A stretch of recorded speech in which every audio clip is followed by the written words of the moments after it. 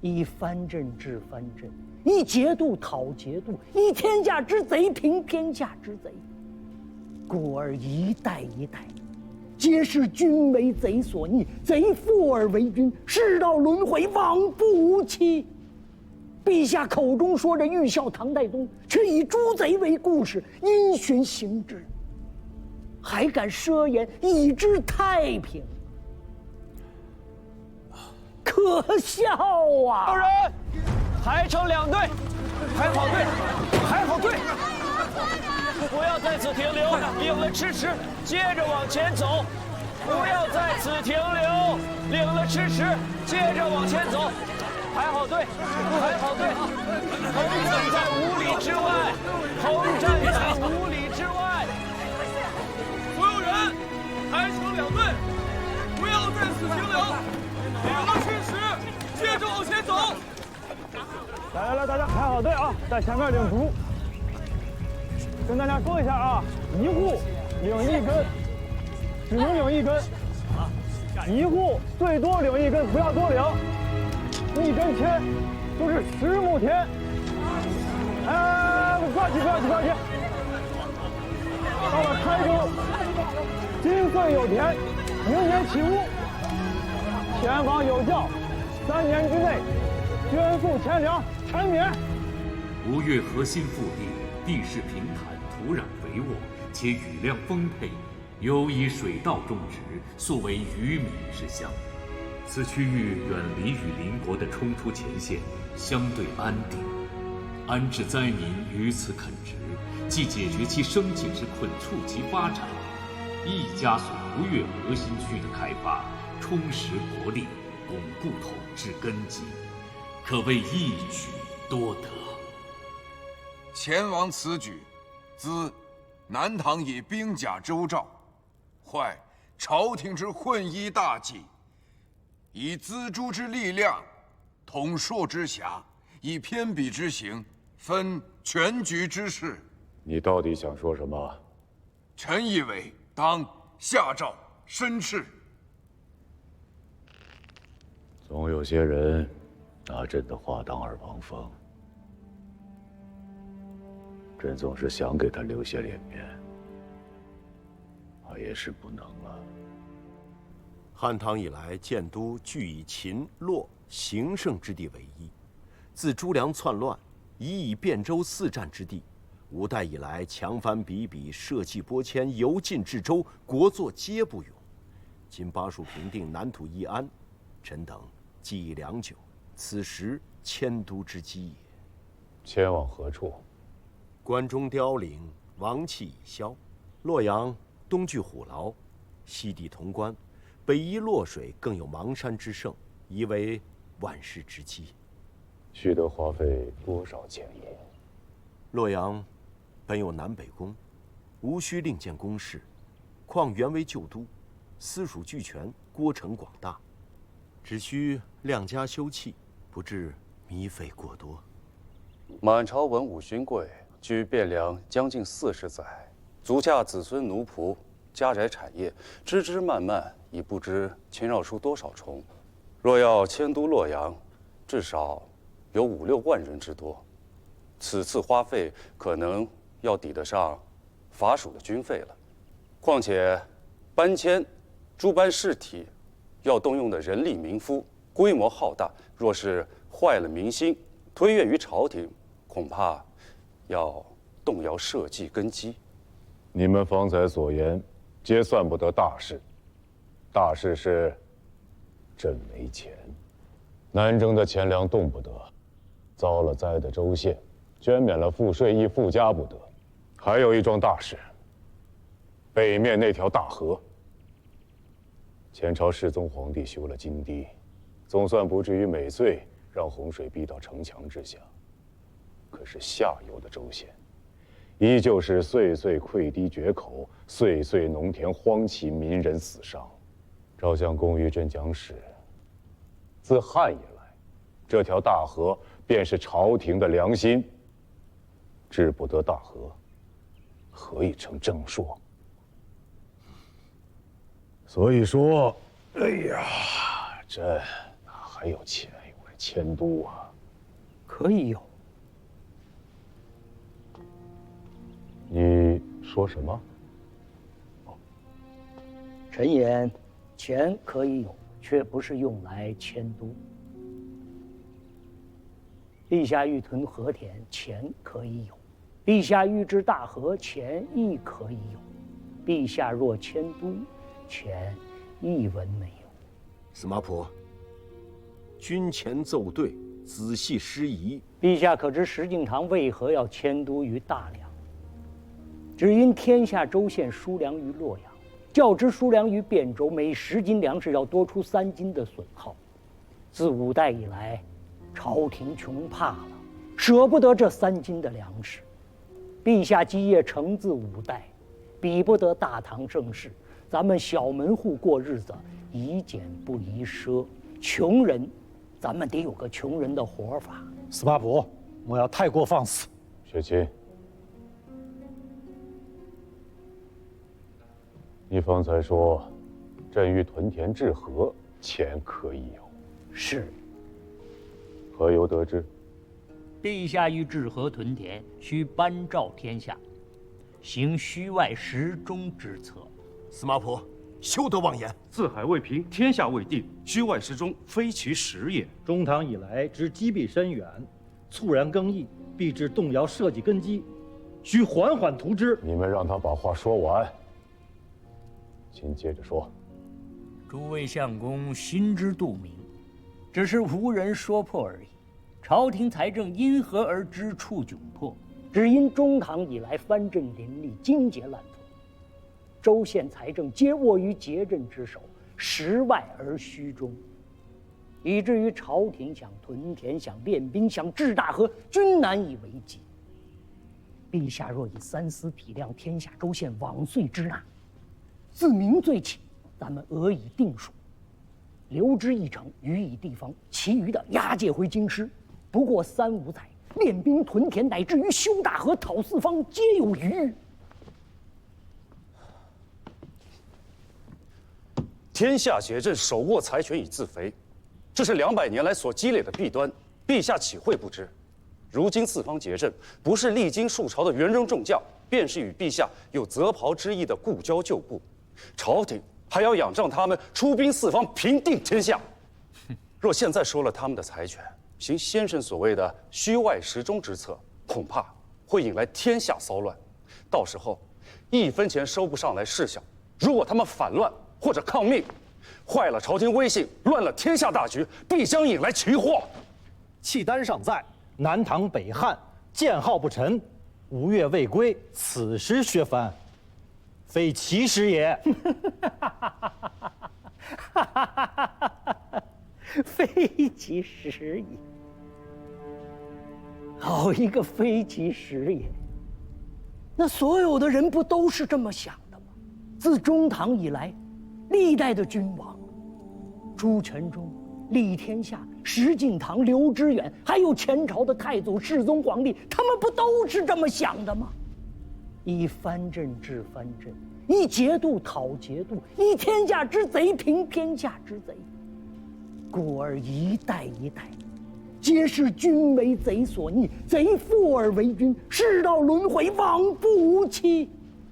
陛下口中说着欲效唐太宗，却以诛贼为故事，因循行之，还敢奢言以知太平，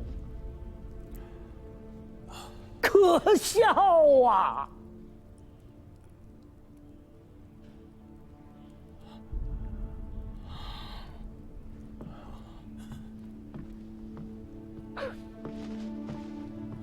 可笑！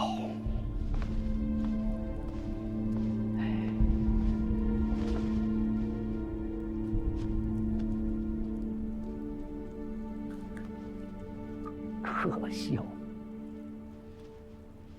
司马普此人，虽然脾气差了些，嘴也臭，却难得有一番肺腑之诚。旁人不敢言之事，他敢言；旁人不敢为之事，也许他敢为之。可知道如何去做，与真正着手去做，这不是一件事情。此人与朝中诸藩皆无牵连。阿兄以臣弟所为之事，不妨让他去做。他在军中素无根基，如此狠厉手段，怕是不行。正因为如此，真要动起手来，才不会瞻前顾后，为人情权势所阻啊！阿兄既有所虑，何不招他独见，当面议之？大王、相公，稍后带老奴进去禀告。大王可知，陛下何以召臣至此啊？陛下欲在枢密院副使同知之下设一新职，以待承之。新职？签书枢密院事。自今日起，先生便要位列在职了。决以功赏，职以能论。臣入职以来，寸功未立，才华不显。陛下何以对此开启幸进之门呢？非常之事，必赖非常之人。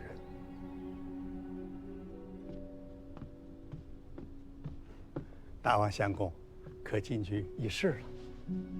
先生请。藩镇之要，在于自掌兵权、财权、利权、势权。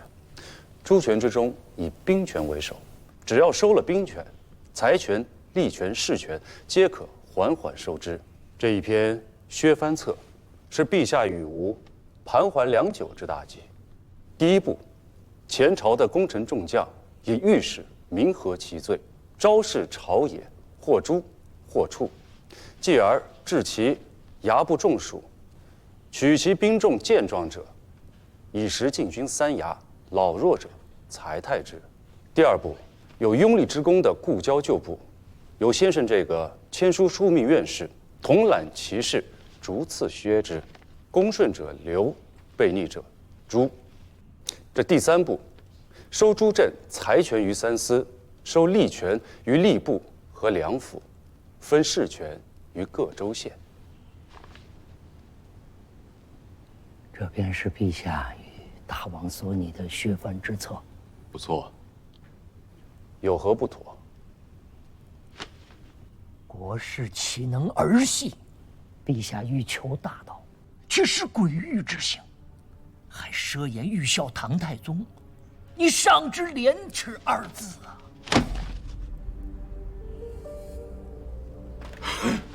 陛下既然要削藩，为何要将前朝之臣跟陈乔义的功臣故交分了亲疏远近？如此朝廷大政，陛下却不能行以公信。不要说天下藩镇，就连自己的贩夫走卒又何能心服呢？司马普，不要不知好歹，凡事都有经有权。大话好说，要真做了实事，那必然有先有后，有易有难，先易后难，此乃世之常理也。笑话！非常之事必赖非常之人，这是大王自家方才所说的。现在又说起世之常理，若事事按世之常理，陈乔义中，陛下又岂得为天子呢？司马普，你不要太放肆！这也正是臣要对陛下说的。陛下欲行百年未有之事，欲创太平安定之势，用事和行政便不当循乱世之恶例。魏征传有言：以铜为鉴，可以正衣冠；以史为鉴，可以知兴替；以人为鉴，可以明得失。欲正人，先正己；欲削藩，先治朝风；欲治前朝旧臣，先治故交旧部。近者尚不能理，况疏者乎？若先治了故交旧部，那前朝的元戎众将造了反，靠谁去削平？难道靠先生这一般只会啧啧空言的书生吗？陛下如果行事以公，他们又何以会造反呢？依先生所言，那5代之中代代有人造反，那都是君上行事不公所致吗？难道不是吗？李克用父子为何要反朱全忠？石敬瑭为明宗天子的女婿，为何又要反李从珂？前朝世宗皇帝若不是被刘氏无罪诛杀了满门168口，又何以会起兵反乱呢？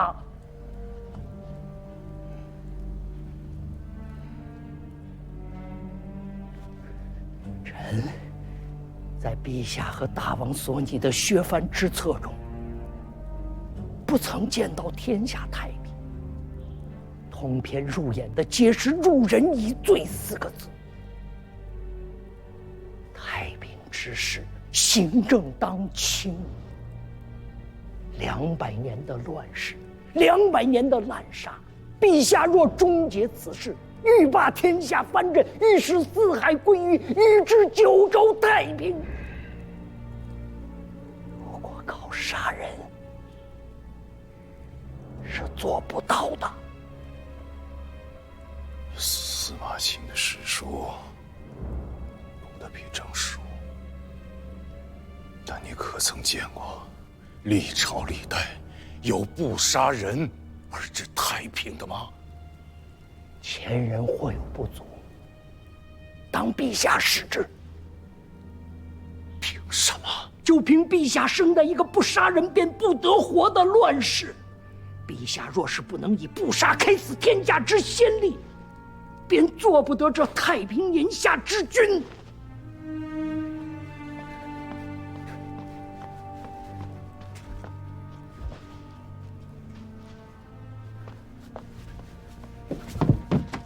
臣是太平之君的枢密承旨，做不得这乱世之贼的签书枢密院使。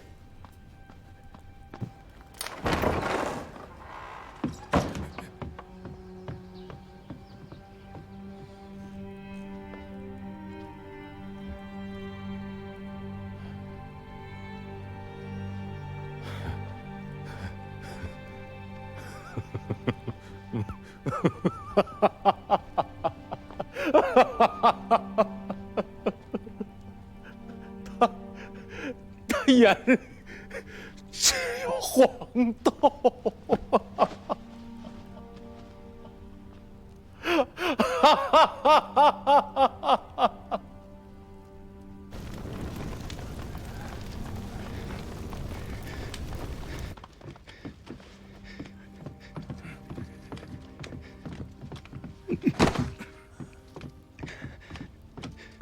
随前方全兵觐见陛下。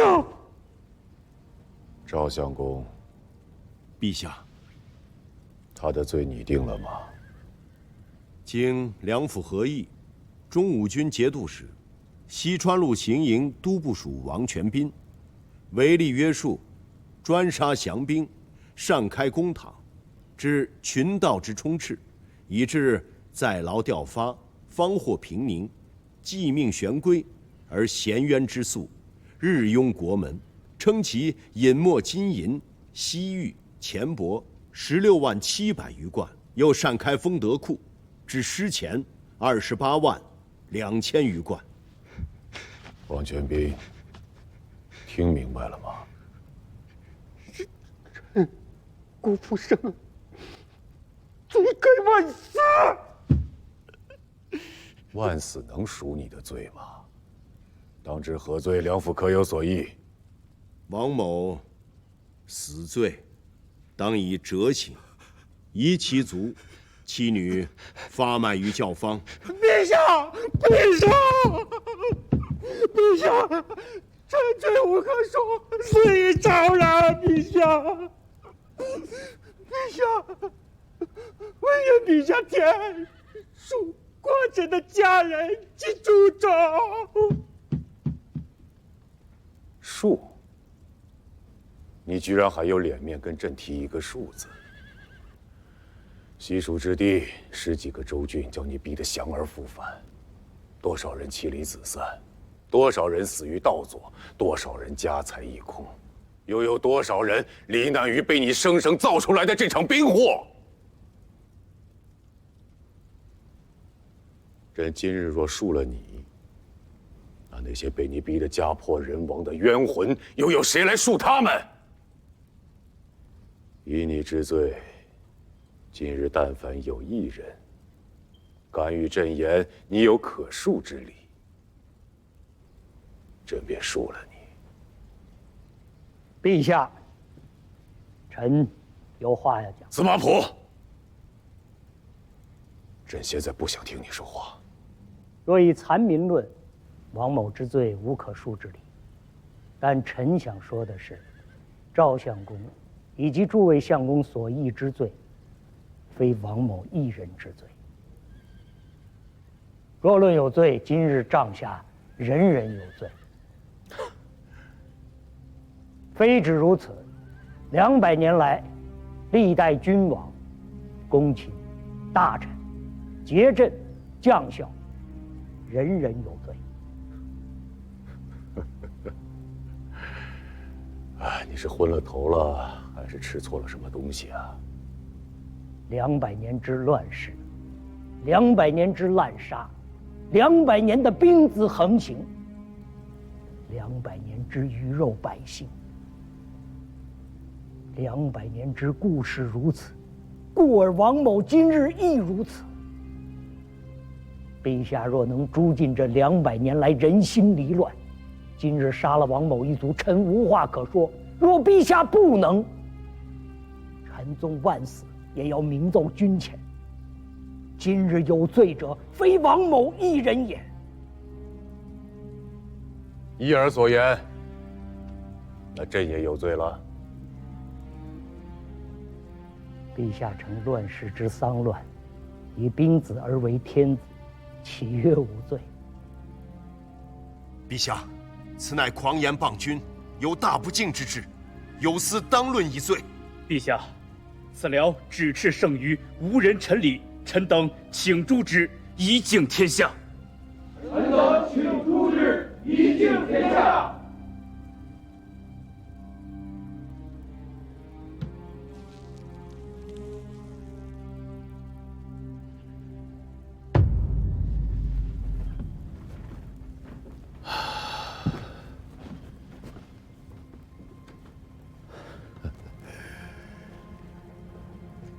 朕自带兵以来，自问行事或有参差，但从未有过残民之举。以兵子而为天子，亦非朕之所愿。你以此罪朕，良心何安？以王某为西川行营都部署，受其中武军节度使的治书之赏，可有陛下之心？陛下如今已经不是兵子了。道德经有言：“受国之垢，为社稷主；受国不祥，为天下王。”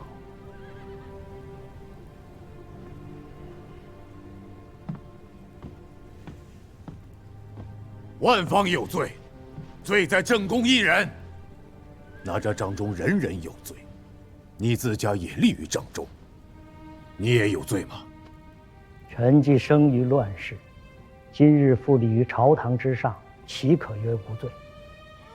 臣曾谏言陛下，陛下要治的非一人之罪，而是这200年的乱世，200年的滥杀，200年的公罪轮回。欲消太平之事，当治太平之法。好，你告诉朕，何为太平之法？以王某之罪，就算是汉高祖入关之约法3章，也该死1万次了。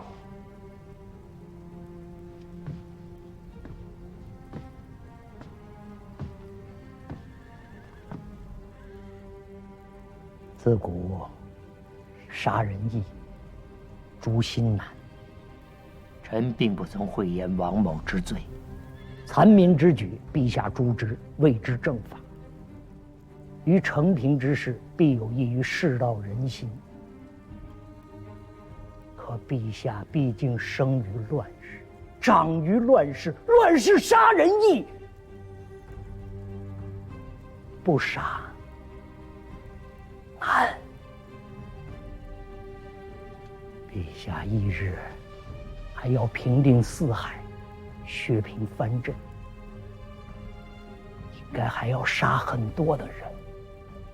待陛下杀人杀官，带着满朝文武、朝野上下、天下黎庶看陛下杀人杀官了。杀人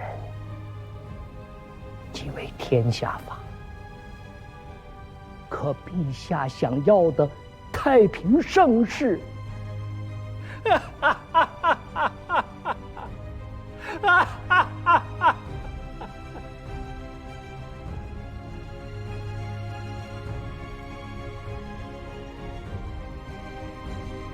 何在呀？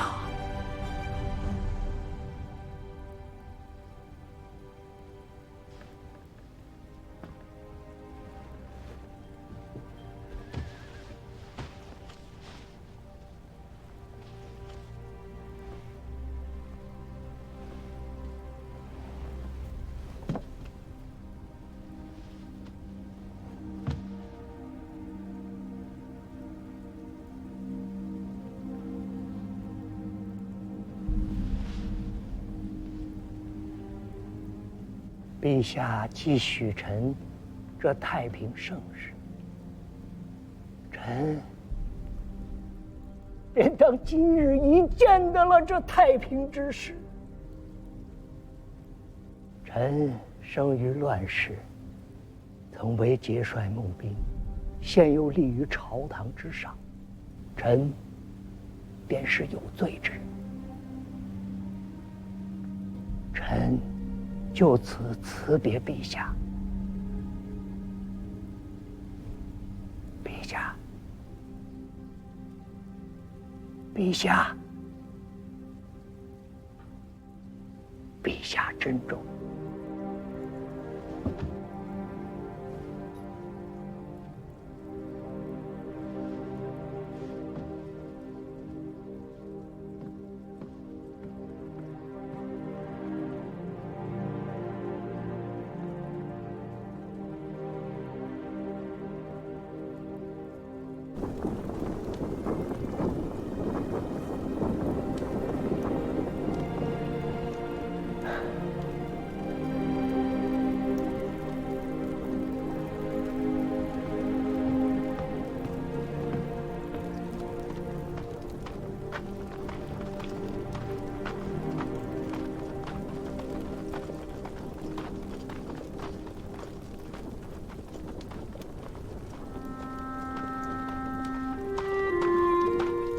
老实点，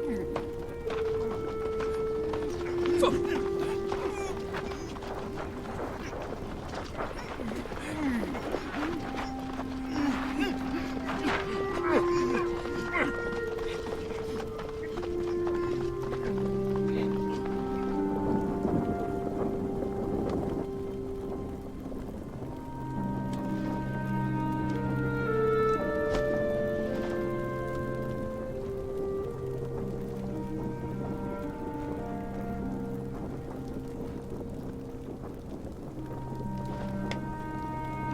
说与官家听。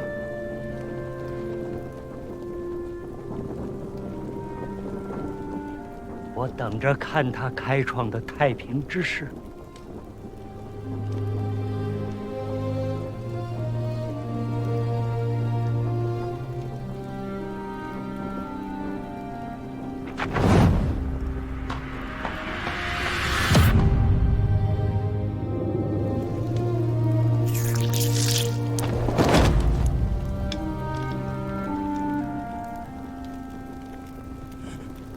快去禀报官家！快去禀报官家！